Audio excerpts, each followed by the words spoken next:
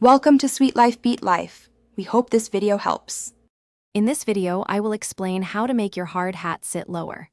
We'll start by understanding the basic components of your hard hat's suspension system. Then, we'll explore specific adjustment points to achieve a more comfortable and secure fit.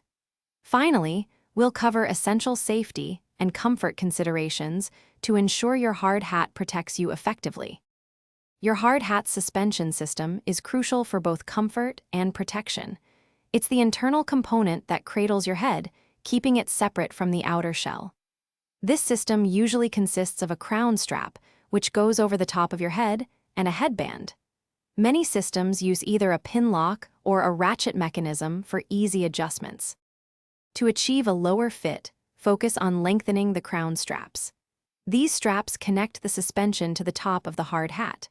Also, ensure your headband is sitting properly on your forehead, not too high. Some hard hat models even provide multiple attachment slots for the suspension, allowing you to choose a lower setting for the entire system. After making adjustments, always prioritize safety and comfort.